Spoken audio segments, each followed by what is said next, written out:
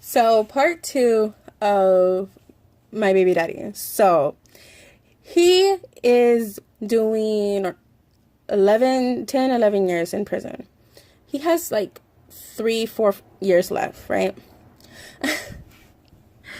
Let me tell you, okay? Like, this dude, like, I used to, when, okay, so during the time that I was single, I have a daughter, and she's on my Instagram. You might see her on my Snapchat. So people know that she exists, and so they're like, "Oh, well, what happened to your baby daddy?" And I used to say that he got killed by cops because fuck him, like.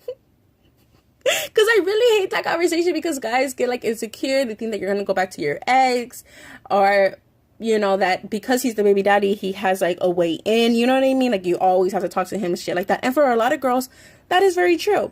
But I'm not one of them. So I was like, I don't want to talk. I don't want to talk about this bullshit. Like, you're talking about the dead. Like, that's it. Okay. So anyway, I am one of 3 baby mamas. My kid is one of 4 daughters, right? He only has girls. And you would think like, well, shit, you fucking knew what the hell you were getting into, this and that. Okay, yes, true to an extent.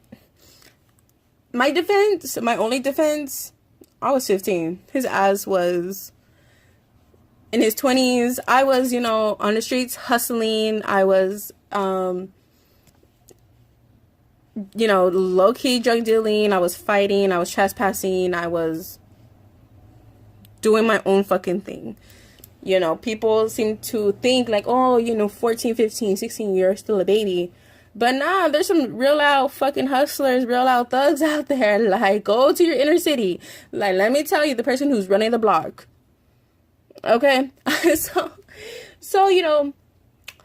I'm gonna go back a time. Okay, so his first daughter, his baby mama and him, they're like a year or 2 apart, and they met in high school.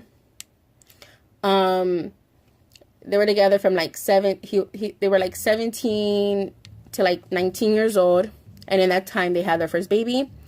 He came home one too many times drunk, and she packed up her stuff and the baby, and she moved home with her parents, and that was like 3 hours away. Okay, so then a few months later or whatever, he and his ex-wife start, being together. And then he ends up getting prison time. And while he's in prison, he did like 2 or 3 years. His wife at the time divorced him. While he was in prison, she divorced him. Right? So when he gets out of prison, he was out maybe a few weeks or so, and then that's when I meet him. So when I met him, he only had 1 kid that he didn't really get to see because, he was in the gang life, or is whatever, in the gang life. And because, he had got remarried, and he was doing prison time, because, all this stupid shit, so he had a daughter that I knew of, but I never met her. Still to this day, I never met the girl. So then he meets me, right? He's from the neighborhood, and I meet him in the lobby, and we meet, right? And so he and I, we're hanging out. We're doing business together, whatnot. Then we start sleeping together. And I'm a kid. I'm 26 now. Looking back, like, yeah, I was like, that's true. Like, I was a kid. And then like we're together, then his ex-wife comes back into the picture, and they were divorced. Like, I saw the fucking paperwork. You would think like once you're divorced, you don't got no kids together at this time. What the fuck you doing? Right? So my ass, like, I'm like, I don't care about this bitch. Like, I'm doing me. Like, you wanted him, you had him, you divorced him, bitch. Go away. Like, so, she doesn't go away. Bitch doesn't go away. She does not go away. He ends up telling her, get this, I'm 15 years old, right? He is telling her that I'm stalker, that I'm crazy, that I will go from the hood, because that's where I lived. I lived right in the fucking hood, okay, to South Central. That's, and, you know, 15. I mean, I'm 26. I still don't drive. But I was 15. I sure in the hell didn't drive. So I was like, why the fuck would I be taking the bus to get to your house if you did not want me to come to your house? And I'm 15. So, what the fuck? Right? What the fuck? So then, he's still fucking with me, and he's still fucking with her. Our daughters are exactly 9 months apart. She got pregnant before me. And during her pregnancy, he's telling me that, well, I don't know what she was doing before we, you know, started having sex again. You know, I'm hearing this and that. You know, he's denying the baby, right? And I'm, once again, 15. So I am like, okay, I guess. Like, I believe him, right? So then, they have the baby. And, like, I really, like, I do fall back. I told him, like, leave me the fuck alone, this and that. Like, this dude, I was at school. He came to my house, knocked on the door, and asked for me when my dad answered the door. I come home, my dad's like, I don't appreciate these grown-ass men asking for you. And I was like, who the fuck is asking for me? Like, that was weird. And he said, well, you're, and then, he started telling, like, one homie to the other homegirl and whatever to tell me this and that. And finally, I ended up calling him. Like, well, finally, he calls me, and I finally answer. And I'm like, leave me alone. Like, your ex-wife, you guys came back. You guys already had a baby. Like, leave me the fuck alone, please. And he was like, I love you. This is crazy. I really need you to believe me. This and that. And once again, like, I'm a dumbass 15-year-old. Like, and we've,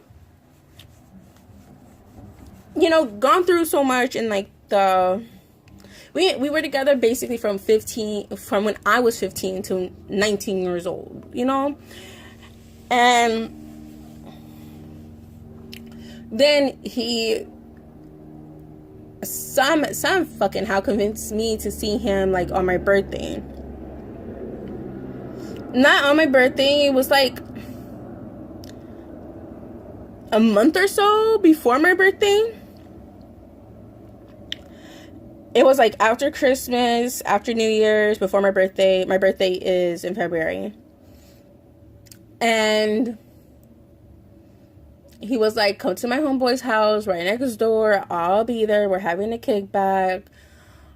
It was a little something, not really. His friends had left us alone, and we were having sex because I'm a dumb bitch, obviously.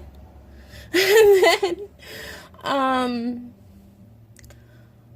still kind of talking to each other, whatnot. And then then my birthday happened, and then I saw him again, and then, like, in March, I found out that I'm pregnant. Like, and it was no shock, because I did not have the self-esteem, the courage, the you know, the guts to tell him, hey, put on a condom. You know, I wasn't on birth control. Shit, I used to watch BET all the time, and, you know, they always say, HIV, go get tested, you know, this and this, go get tested. And so I told the doctor, like, hey, I would like to get tested. This is back when I was like 13. I was still a virgin. And my dad like walked out, and he didn't want to sign. I don't know if now, because a lot of laws have changed, but you know, before, your parent had to sign for, you know, them to take your blood. So my dad walked out. So I never like was on, like, my dad's gonna walk out for me asking about STDs when I was like 13 because of some shit that I saw on TV, shit that I didn't fully like understand, you know. Imagine me asking to fucking be on birth control. So that conversation never happened, and then I never, you know, told him, hey, get a condom. We never used condoms, and pregnant, right? And that is when it like fully fucking dawned on me, like, you're 16 now, you're fucking pregnant, like, you're either gonna go to prison and never see your baby, or you need to get your fucking shit together. And he's already with her. They already have a baby. They're together as a family. Now look at you, like. And that took me like 4 months to like fully grasp and process. And I'm just, you know, pregnant. And I couldn't be home. So shortly after I found out that I was pregnant, March in 2008, I told my probation officer, like, I don't want to be home, you know. And one of my, someone that I knew in the neighborhood, like, just got shot down. Like, they fucking chased this motherfucker and shot the shit out of, like, killed his ass. And I was like, this shit is not safe. Like, this shit is not a joke no more. This shit is not funny no more. Fucking money was not even worth it at the time. Like, I was over it. I was fucking done. So, packed up my shit. Went to juvie. Was there for like 2 weeks or so. Pregnant. Pregnant as like, I was like 3 months pregnant already. Went to a suitable placement for teenage pregnant girls, Fullerton Crittenton services, Fullerton in Orange County in California. And it wasn't until I was about 5 months pregnant that I fucking told him that I was pregnant, because like, I just found out that I was pregnant. I had to take care of myself. I was in juvenile hall. Then I went to placement. Like, when I fucking told him that I was pregnant, it was after like discussions, like, with my therapist, because you have to see your therapist weekly. Conversations with, you know, the other teen moms, and my roommate distracted, because there's a strict call log. And so you can only call like your parents, you know. So my roommate distracted. I didn't have a cell phone at the time. This is what motivated me to get a cell phone in the placement. I'm sure they have different rules now. I'm assuming, or maybe they're more thorough in their checks when they check you from coming in and out of the placement. Anyway,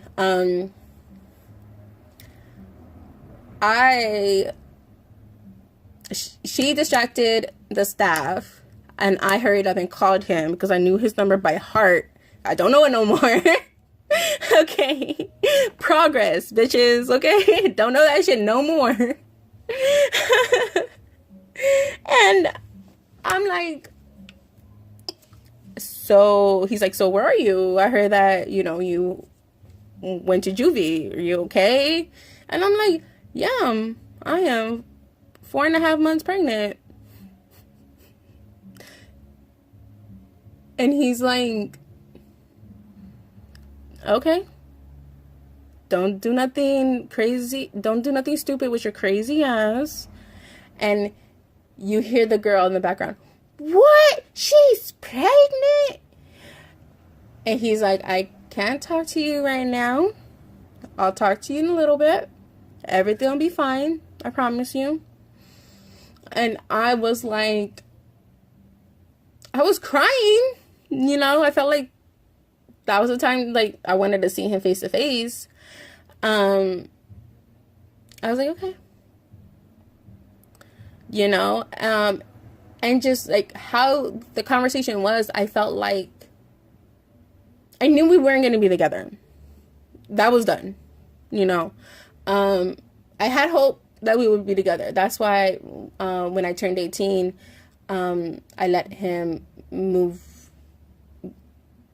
in with me, you know. I did try to give it a shot, you know, I really did. And then he got abusive. But, you know, back in that time, I was like, well, if I get out, you know, most likely I'm going to go back to my neighborhood, and, you know, he'll stop by and he'll bring diapers and formula and whatever I need, even if he doesn't actually hand me money, you know.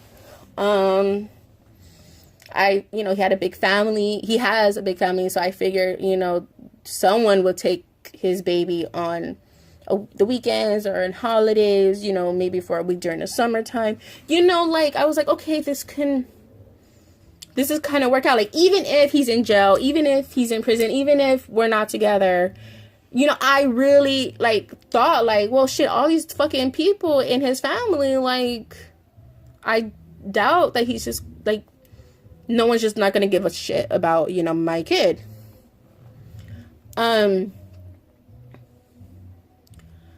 Then shortly after that, I told him I was pregnant, what?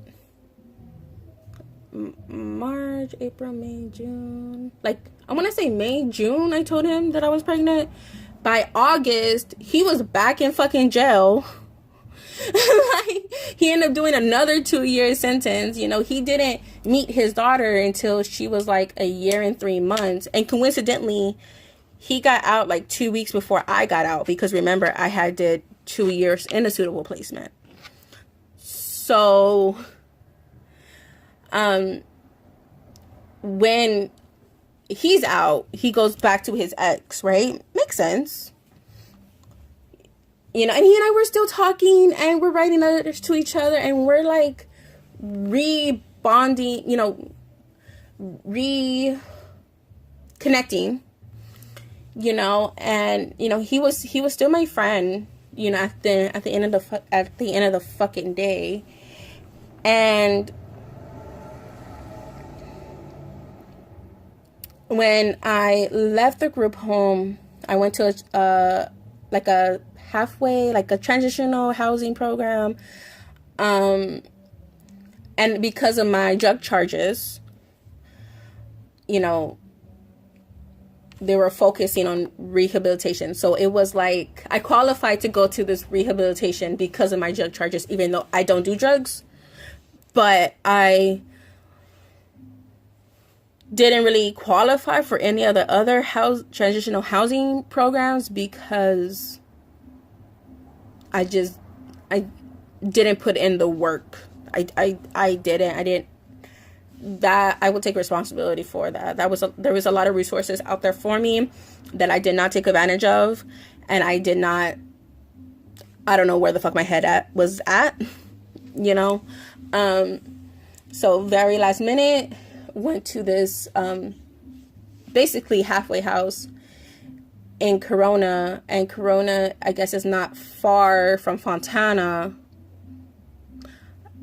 or Colton, wherever the fuck he was at. And I told him, hey, I'm not in the placement anymore. I'm here in this program. You are free to visit, you know. And the next day, actually, her name's Ashley. Actually drove him out, and with their daughter. And that's the first time he met my daughter, and that's the first time she met her sister. And then like a few months after that, him and Ashley had some kind of domestic dispute. Some shit happened. He went back to jail. When he got out, this time, that time, he decided to come with me because I never like called cops on him. We've never like we never fought. But you know, when I think back of our relationship, we never really had time to fight. We never had time to do shit because either he was in jail or I was in juvie, or you know what I mean. So he had got out like January 2011, and by that Easter he was back in fucking prison, you know. And yeah, he had went back to prison. And well, during the time that we were together, living together, by that time, I had lost my apartment that I had. I had left the halfway house after like a week or so. And I was homeless with my daughter for about a month or so. I went to the county and got the homeless housing assistance at that time, where they help you pay for the first months and the deposit, and for the time being they give you motel vouchers. That apartment that I had, I ended up losing because I was always short on rent, and I ended up renting a room out of a house. And when I was renting a room out of the house, that's when he had got out of jail and we decided to be together. And during those few months, Easter is in April?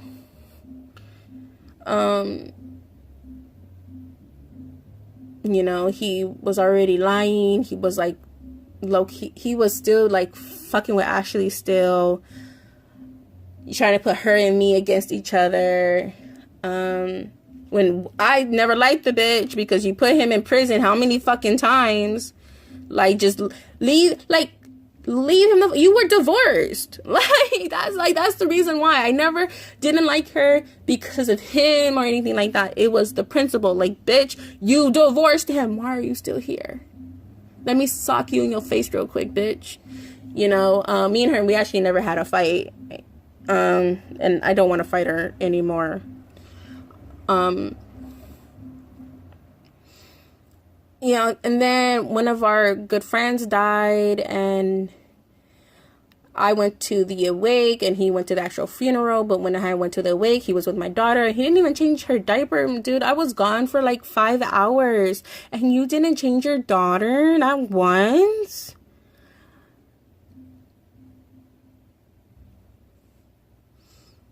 Like, and it was a poopy diaper. Like, why? You know, and then he was relapsing, and then he was like, you know, getting arrested in front of our face because he had already got arrested a few times in front of us. He had already relapsed.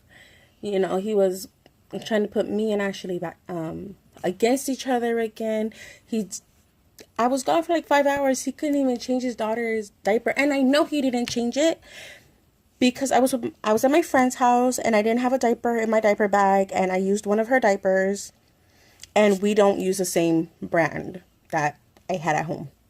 She used Love's. I had used Huggies at the time. When I came back from the viewing, my daughter was still in Love's. That's exactly how I know she wasn't changed. And so he had went to jail. And it's such a double standards, you know. Dads, okay, they could do whatever the fuck they want to do. And a mom, if a mom leaves, right? If a dad leaves, oh, Yeah, he's a deadbeat. Yeah, whatever. But it's nothing new. A mom leaves. Oh my God, how dare you? You fucking rotten hell bitch. You fucking die. I hope you fucking kill yourself and bleh. Such a fucking double standard. So, anyway, he had went to jail. And there I was. With my child. By myself. Again. Just totally hurt, totally down, just totally like bottom. I get into an argument, an altercation with I used to rent a room out of a house at this time. And I ended up in jail. My dad had got my daughter, and I was thinking, like, I was in jail for like a month or so. And I was thinking when I got out, I was just go to my dad's and pick up my kid. I didn't think nothing big of it. But, on the sheriff's website, it was saying that I wasn't going to be out for like 6 months. Social workers got involved. My daughter went into the system. Long story short, I get out of jail. My daughter is not at home. Where I had lived had got foreclosed or some shit. Like, the sheriffs had locked the fucking door. It's like, so here I am, homeless, no baby, baby daddy in prison, rock bottom. And I write him and I'm telling him what I'm going through. You think he was emotionally supportive? Do you think he was like, oh, it's okay, let's get through this, let me call my sister, let me call my brother, let me call my mom, let's, do this, as a family, let's get this, this shit's not right, let's do this. Like, I know you lost your temper, I know you lost your head, but, let's focus, No. I was a shit mom. Yeah. And that was the final straw. After all of that, you can't even give me the same understanding, compassion, love that I gave you. You can't give that to me. Got you, fam. Like, okay. All his letters throughout the years, because, he was in and out of jail and in and out of prison from 15 into 19. I found all of them. I had all of them.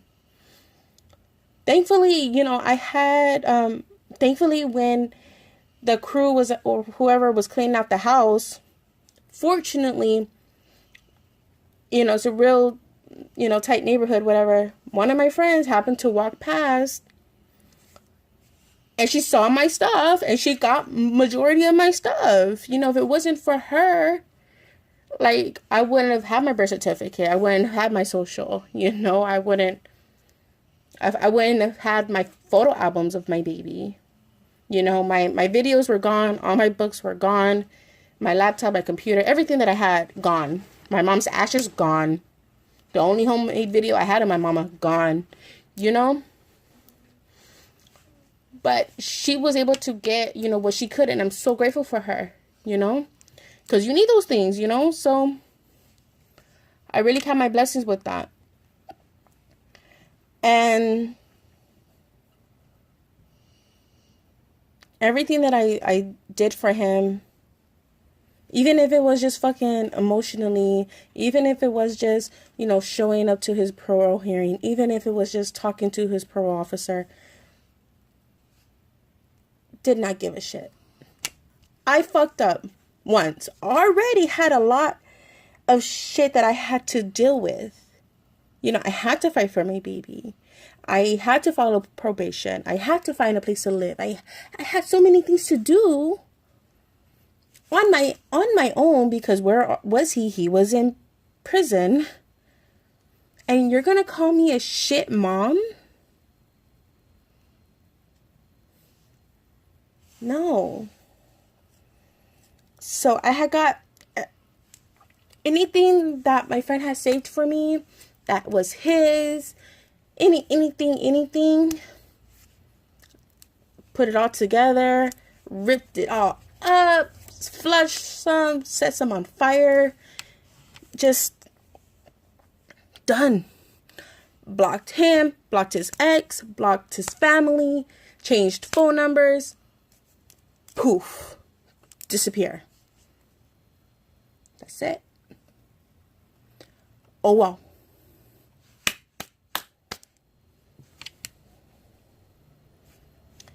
And that's the story.